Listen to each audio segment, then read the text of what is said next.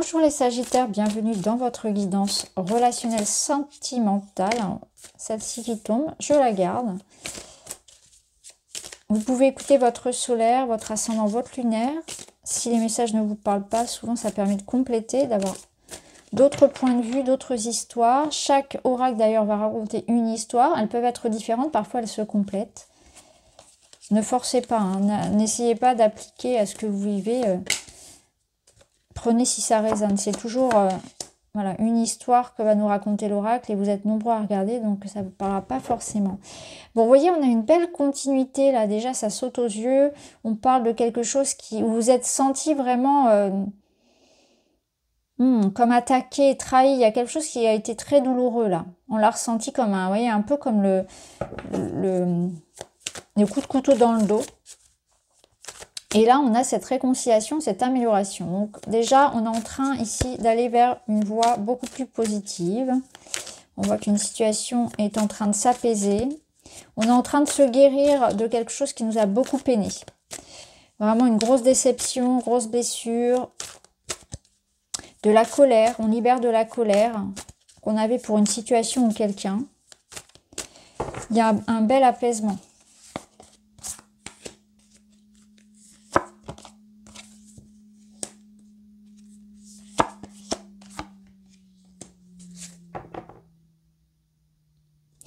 Là, on nous dit que dans une situation, on hésite ou on a beaucoup hésité à partir, à se libérer.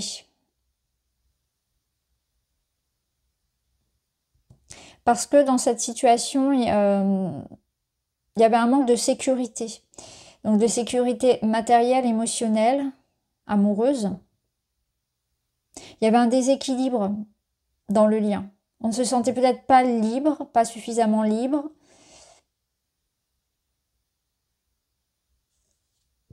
Sous pression. Il y avait trop de demandes. Ouais, on était contraints. On était vraiment ici dans une situation où ça n'allait pas, en fait. Peut-être parce que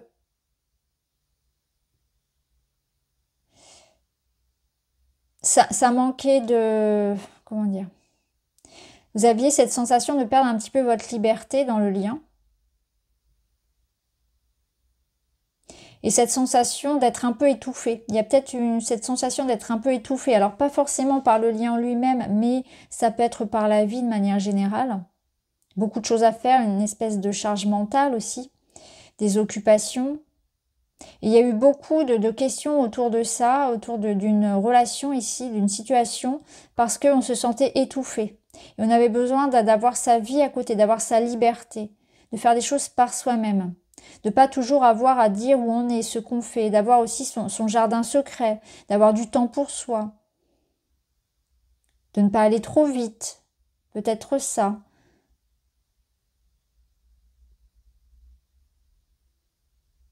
Pour d'autres, il est question de travailler sur une dépendance qui peut être plus à concrètement une substance. Ça peut être ça également. Ou un mauvais comportement, un comportement qui nous dessert.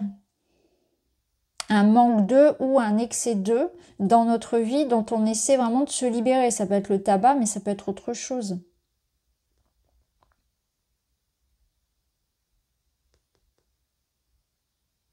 Peut-être que pour certains, vous vous sentez dépendant de quelque chose ou de quelqu'un ou d'une situation. Ça peut être matériel, mais pas uniquement, et vous ne savez pas comment vous en sortir. Par exemple, est-ce que si je pars de ce travail ou si je pars de cette relation, je vais m'en sortir financièrement? Ça peut être ça. Vous voyez, vous êtes ici comme... Il y a comme une laisse, comme une... Pas une laisse, mais une corde, quelque chose qui vous retient dans une situation et vous essayez de vous en sortir. Mais c'est pas uniquement que pour les histoires de cœur. Hein. Ou alors on essaie pour certains, on travaille sur ça. Hein. Soit c'est le partenaire qui nous étouffe, soit c'est l'inverse, on a besoin d'être plus autonome dans son couple. On peut souffrir de l'absence de l'autre, on peut souffrir de jalousie, vous voyez, on a du mal à faire sans l'autre, à rester seul aussi. Ou l'inverse, parce que vu qu'on a des questions dessus, ça peut être l'inverse. Soit on est étouffé, soit justement on travaille sur la dépendance. Alors, ici on a un rapport de force.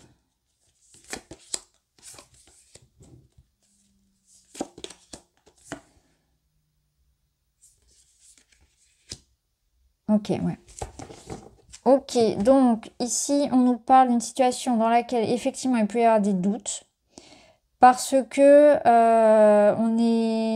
il y a un déséquilibre dans la relation, et d'ailleurs peut-être même que on peut se poser la question des sentiments et de l'investissement et même de l'avenir de la relation. Un rapport de force parce qu'il y a des différences, parce qu'on n'est pas forcément sur la même longueur d'onde. Parce qu'il y en a un qui est priorisé, en fait les besoins de l'un sont priorisés par rapport aux besoins de l'autre, et ça crée il y en a un ça veut dire qu'il y en a un des deux qui quelque part se sacrifie dans le lien, donc c'est pas équilibré, qui dit oui à tout, qui s'adapte beaucoup trop par rapport à ce que l'autre propose. Vous voyez, on est sur une suradaptation, et là c'est comme si également on n'était pas d'accord. Ça peut être une situation aussi où on n'est pas d'accord dans une situation, et on sent que ça va être compliqué parce qu'on n'a pas du tout la même vision on prend pas du tout le même chemin. Donc ça peut être un couple qui traverse une situation où les deux, un couple bien ancré, peut-être même une relation qui est là depuis longtemps, où on se rend compte qu'on a évolué, on a changé, mais on ne regarde pas dans la même direction aujourd'hui. Qu'on a des choix de vie qui s'opposent, qui diffèrent, et que on n'arrive pas à équilibrer ça, on n'arrive pas à concilier en fait ça, nos différences là de point de vue, ou le fait qu'on ait évolué dans un sens qui est différent. Et là, on est sur un questionnement. Est-ce qu'on se sépare? Est-ce qu'on reste ensemble? Vous voyez, c'est quelque chose comme ça. Est-ce que moi, ça me correspond, cette situation? Est-ce que j'ai l'impression d'étouffer, de me sacrifier?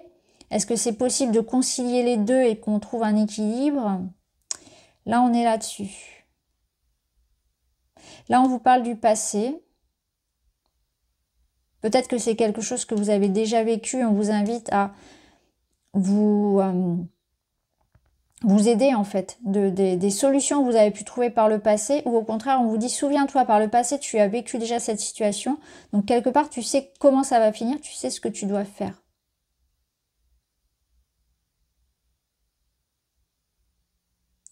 Alors, on va voir. On va prendre le Witchy, ce qu'il a à nous dire.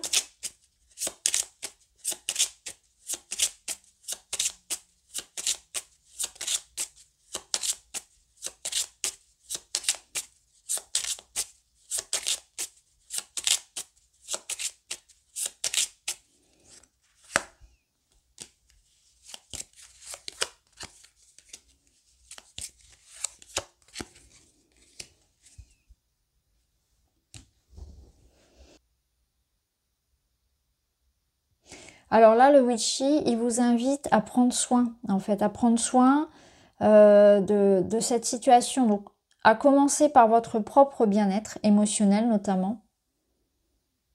Parce que là, on peut ressentir un repli sur soi, un sentiment de solitude, voire même de la tristesse. Hein, vraiment, on retrouve un peu les énergies qu'on avait là-haut. Où il est bon ici de mettre en lumière ce mal-être. Il y a un mal-être qui est ressenti. Il faut en parler, il faut le libérer. Il ne faut pas laisser les choses, si vous voulez, s'installer. Donc ça peut être un mal-être intérieur, ça peut être un mal-être avec cette personne ou dans cette situation. Et là, il est question de faire en sorte que ça se transforme, que ça change, que ça évolue. Alors on va voir. On va mettre du tarot par-dessus.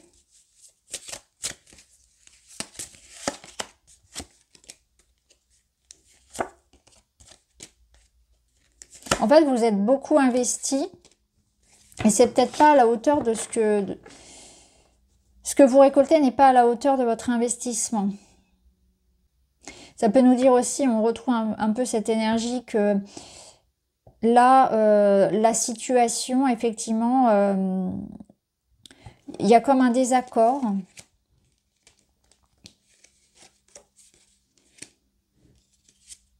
Parce qu'on n'a pas la même vision de l'amour, du couple ou du projet en fait. On n'est pas sur la même longueur d'onde. Il y a effectivement quelque chose sur lequel il faut revoir la copie. Qu'est-ce qu'on a au dos? On a un as de coupe quand même au dos. Bon, on a quand même le 9 de coupe. Ce qui signifie qu'on est sur une situation qui est transformable à partir du moment où on se libère de tout, voilà, d'une colère, d'une rancœur, qu'on exprime en fait ce qu'on ressent profondément, qu'on exprime le mal-être, qu'on donne une nouvelle direction. Et surtout qu'il y ait un investissement qui soit équilibré. Des efforts qui soient véritablement sincères et constants. À juste titre, enfin, qui soient réciproques, dans une réciprocité, de faire avancer la situation. Donc il est peut-être temps d'avoir une conversation à cœur ouvert, de parler de ce qu'on veut véritablement, un peu comme de vider son sac, de se libérer peut-être de... Il y a quelque chose à libérer en fait. C'est comme si on avait peut-être une énergie, une émotion qui n'appartenait pas à la relation même actuelle, mais qui l'impacte encore. Donc il peut y avoir aussi cette notion que aujourd'hui, c'est derrière vous. Aujourd'hui, tout est là. Tout est là pour être heureux. Est-ce qu'on se punit encore d'une histoire du passé, de quelque chose qu'on n'a pas encore réglé, mais de soi à soi? Quelque part qu'on peut faire payer à la personne qui est face à soi et qui n'a rien demandé aujourd'hui, c'est peut être ça. Les cartes, elles vous disent aussi qu'il faut pas, quelque part, tout abandonner maintenant, que vous y êtes presque.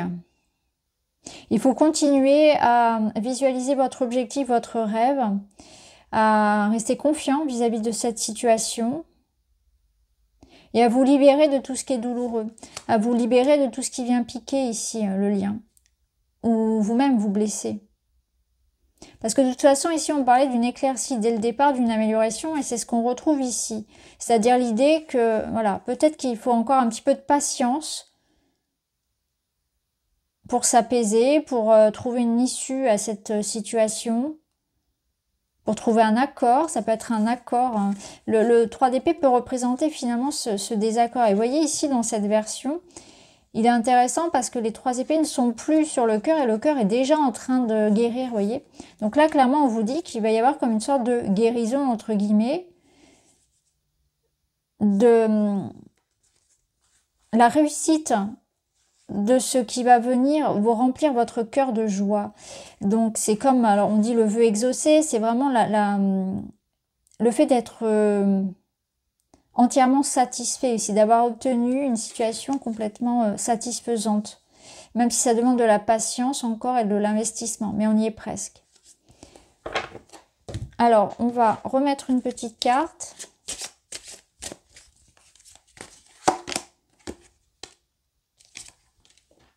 Défi à relever par rapport à une dépendance. Quelque chose semble insurmontable, ne rien lâcher. Voilà, ne rien lâcher, c'est ce qu'on vous disait. Patience, ne rien lâcher. Ne pas se torturer. Une issue est possible. Et il y a encore cette histoire de par rapport à une dépendance.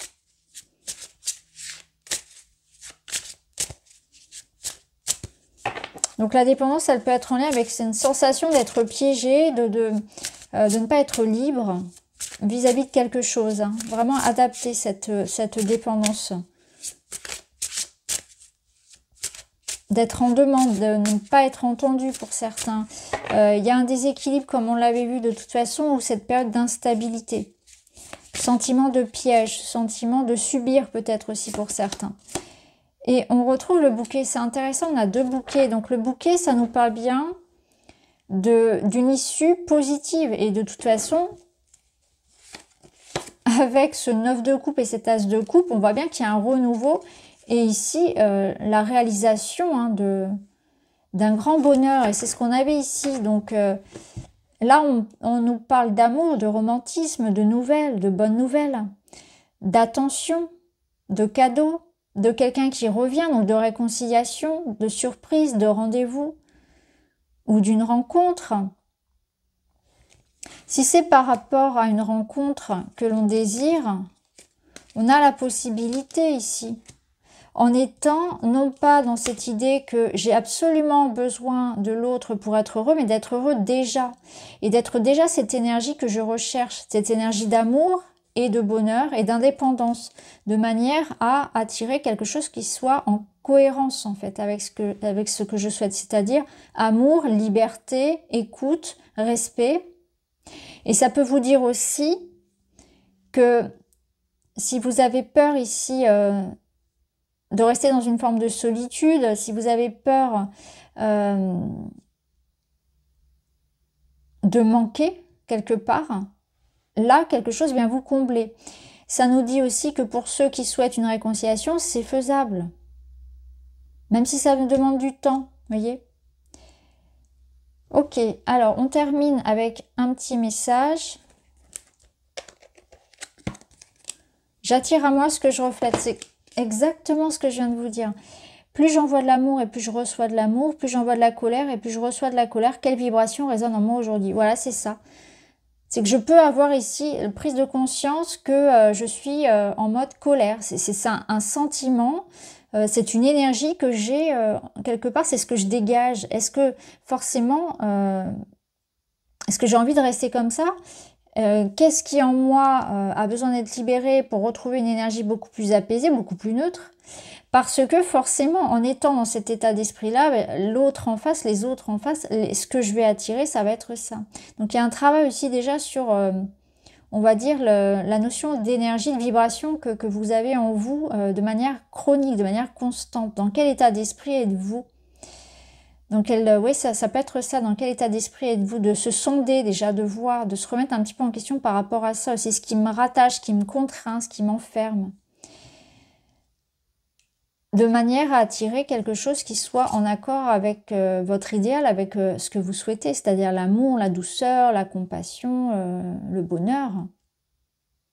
Alors qu'à l'intérieur de vous, il peut, alors bien sûr c'est pas une vérité pour tout le monde, hein, mais il peut y avoir cette notion que à l'intérieur de moi, je suis colère, je suis tristesse, etc. Qu'est-ce que j'attire dans ma vie quand je suis dans ce mood-là, dans cet état d'esprit-là?